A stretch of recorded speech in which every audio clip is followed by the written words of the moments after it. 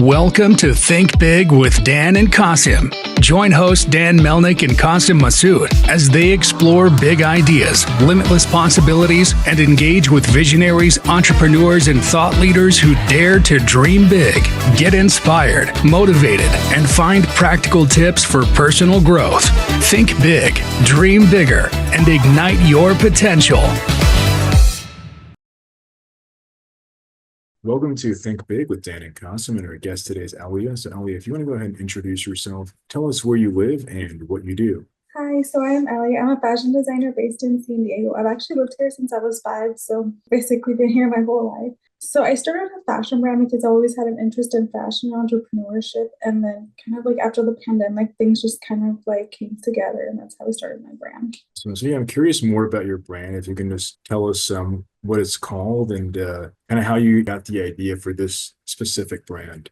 Yeah, of course. So my brand is called EliaSquared, and actually has like an exponent. So basically, my name is Elia, and I was named after my mom, and she's the one taught me how to sew. And so that's kind of how I got like the name for it. You know, like back then, like I would always like love to go find like vintage clothing, but like sometimes it would be like too big or too long. And I always want to have it altered. So I would always like ask her, and then I just got like, I didn't want to like be like too like intrusive of her and like just keep like asking her like, hey, like every other week, can you fix this for me? So I just had her like teach me how to sew, and then that's how I came up with the name.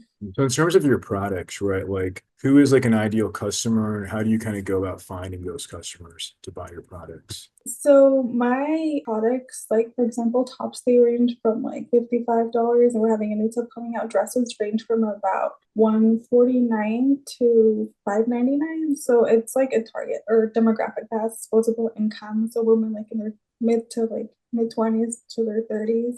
We also for custom dresses, which like bomber gowns, which we've done for like galas, graduations. I've yet to do a wedding. So yeah, that is my demographic. But do you have like are your customers typically locals like the San Diego area, or do you have people buying from all across the country, all over the world? Like where do you kind of see people buying your products? Yeah, so for a ready to wear, which just comes in generic, like extra small, small, medium, large, have people from all over the country. And then for a custom, it's basically only been people in San Diego. So we do advertise in magazines and editorials for a lot of like local magazines, and that's how people find us. So then in terms of getting customers that are in different states, like do you run meta ads or other like types of ads, TikTok? Like what has been like the best way for you to kind of get in front of people now in 2025? Yeah, that's a good question. So I've not done any paid ads yet, and that is one of my goals for this year. But like Pinterest has been really good. So basically, like I would just find like people like on Fiverr with good amount of Pinterest followers that have like a niche like in fashion, just like pay them to pin my like products, and then so like that's where a lot of traffic comes from backlinks from Pinterest. Oh wow, okay, yeah. I mean, I interview lots of people. I mean, I've heard this strategy, which is awesome. So it's like essentially people are pinning it on Pinterest. It's people who you're collaborating with who have like an authority in the fashion space Right. and who sort of have like your ideal customer in mind. And then they're going to pin your product, and then people say, okay, wow, this is super cool, and they go on your website and buy it. Right. So then like sometimes they might not like buy right away, but like a lot of times like we have a pop-up, so we offer a discount for the first purchase. So like they might sign up, and then like we just keep retargeting through email ads. That's awesome. And then you were talking about, right, like kind of how you got started because your mom was sewing, that kind of inspired you to start this brand. So I'm curious more about like your manufacturing process today. Like, are you still sewing every product yourself, or kind of how do you actually go about making these products? Yeah, so we have 2 seamstresses. So far everything has been in-house, just because like I'm very picky about like the product quality. Like I don't want like any like loose hems or like loose strings or anything. Because that is like one thing I noticed like in fast fashion, like you would like go and buy something, like they would have like all these loose threads, like they would fall apart in the wash. So like when we design something, we'll like probably after the 3rd or 4th prototype, be like, okay, so this will be like the exact pattern. And then like, we'll like test it in the washing machine. So like it'll go through like so many cycles before like we feel confident putting something out there. But yeah, one of my goals for this is to find a manufacturer and to really be able to scale. For sure. So as of now, it's kind of like you're doing it in-house. It's maybe like you and someone else, and you're also kind of monitoring that process. But like for you, it's like in terms of scaling out, so that you want to potentially hire someone else or outsource it, but still kind of make sure that you have your hand kind of on that process to keep that quality super high. Right. Yeah, because that is like, because I've noticed like a lot of like brands, like when they're maybe like not as popular yet. Like I've heard like people say this about other brands, like they'll like have good quality, but as like they start to outsource like to other factories, like the quality kind of drops, and I just don't want that to happen to our products. So I guess like as you're searching, right, for this manufacturing partner, like how do you make sure that that's not going to happen? Like, are you looking for people locally here in the US, or kind of how do you kind of, like when you're having these conversations, like what do you kind of look for? Like what do you ask to, source out or even like find those partners? So I'm actually currently in the process of like looking for factories.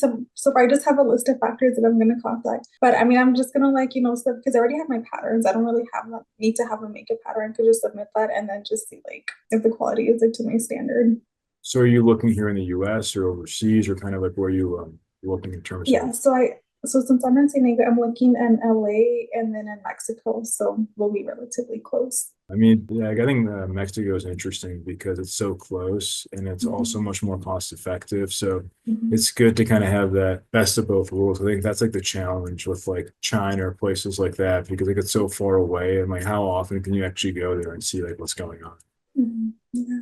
So I guess in terms of your brand, right? Because you were mentioning that you have this custom component, you've been doing it for some time. So, in terms of, that you were saying that you're running ads in magazines, things like that. Do you also post like on organic social and TikTok, Instagram? So have you done like any of that to kind of like, get the word out, or any other strategies, or even like pop-ups in the area? Like what else have you done to kind of grow this brand? Right. Well, I haven't done any pop-ups yet, but I do post on social media, mostly just Instagram. That's like my main platform. And then also a couple years ago, like in networking events, like I would give speeches and like it would actually draw a crowd of like my target audience, like they're engaging with me. So you give speeches like locally, like across San Diego? Yeah.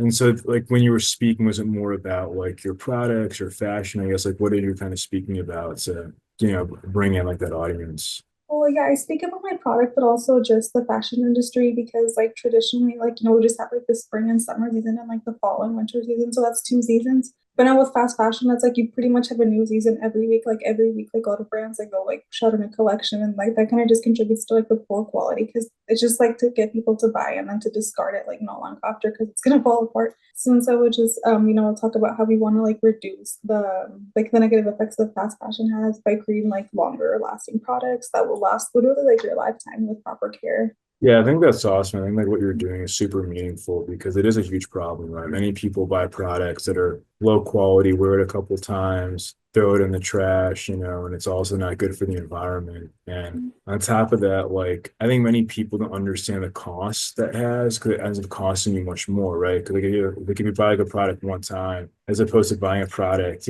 10 times, it's going to cost you way more. It might be cheaper on that first purchase, but Mhm. over time it's going to cost you more. So I guess like on that note, obviously that you mentioned that you were doing speeches, but like how else do you kind of communicate and educate consumers? Say, hey, listen, like my product might be a bit more, but like it's going to cost you way less and it's much better quality than anything else that you're buying currently. Yeah, that's a good question. So, like for example, people that like I've met like in person, like for example, like I would get a lot of customers from galas, like they would see my dresses and then like they like it's easier for them to see.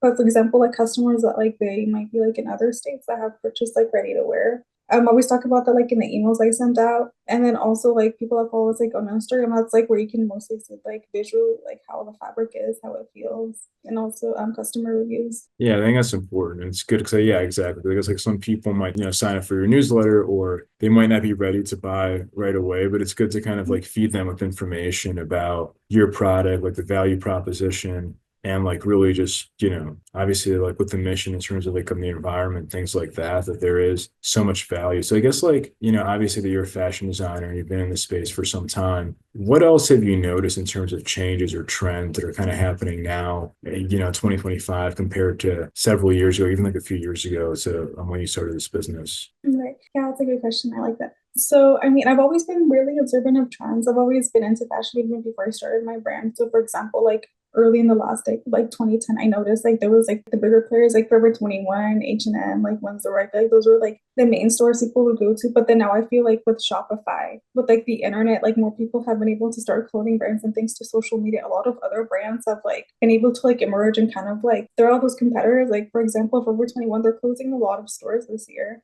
Like I've noticed because they would sell kind of like everything. I've noticed like a lot of like brands will kind of specialize like in something, like some will specialize like in athleisure, for example. Some like in streetwear, and also like the secondhand market. Like it's gotten so huge. So I feel like now there's more variety, and I feel like there's barriers to entry. Like, like back then maybe someone would have to go to fashion school, like build those connections, have a large budget to like source a manufacturer. Now I feel like thanks to the internet, like it's not as difficult. So I feel like, yeah, customers just have like more options to choose from. No, for sure. And I think, and that brings a good point. I think that when it comes to, retail in general, that there's still lots of opportunities because most American, 85% of purchases last year were still in physical stores, which means there's a lot of opportunity for e-commerce to grow. And I guess like on that note, like, do you see your product also being in stores, or do you really want to focus more on the online channels? Yeah, so right now we're just currently selling online. I haven't really thought about putting a physical store yet, but maybe in the future. Yeah, because I think it is like, especially with what you're selling, especially with some of the customized products, like you might have customers that do want to try it on. It's still a thing. But yeah, I think, Mhm. a lot of these big retailers are definitely struggling, especially if they're in malls, things like that. It's been a big challenge. So, obviously we're still in Q1, right, of 2025. I have about 10 months left here. So in terms of your business, obviously that you mentioned looking for manufacturer, maybe even doing paid ads. But I guess besides those things, like what are some of your biggest goals and objectives for the rest of 2025? Well, so for the rest of 2025, like I said, I want to find a manufacturer and then like really be able to scale my running ads and actually have a bra that I want to patent. So I'm working on that. So those are my biggest goals, scaling. Yeah, for sure. Yeah, Yeah, scaling keeping is and always good. measuring. Mhm. So I'm just to wrap, right? You've been doing this for a few years. Obviously, now that you're really focused on scaling here in 25. But if you could go back in time to before you got started, what is the one biggest piece of advice that you wish you knew? I would say to set systems in place so they could eventually like be able to replace yourself, in terms of like hiring and outsourcing, because that's really important.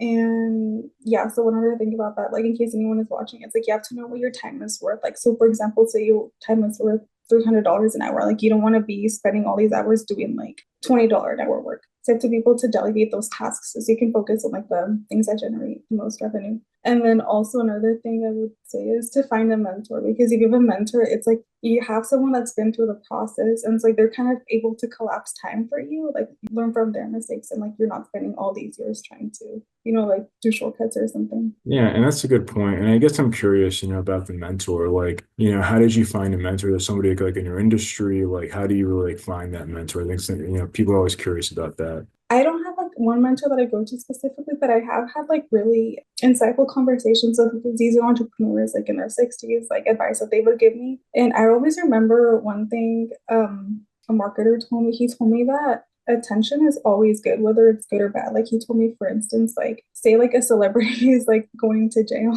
or like there's some sort of like scandal, like people are always going to talk about what she's wearing. So he always told me, attention is key. Yeah, it's really good advice. Yeah, people are always looking for attention. So I guess like on that note, if somebody wanted to find your business or wanted to reach out to you, do you mind sharing your website, social media, I guess best ways to get in contact? Yeah, so my website is EliaSquared.com. And then if you want to find us on Instagram, it is EliaSquared too. Awesome. Well, Elia, thanks so much for your time today. Of Right, thank you. Thank you for having me. course.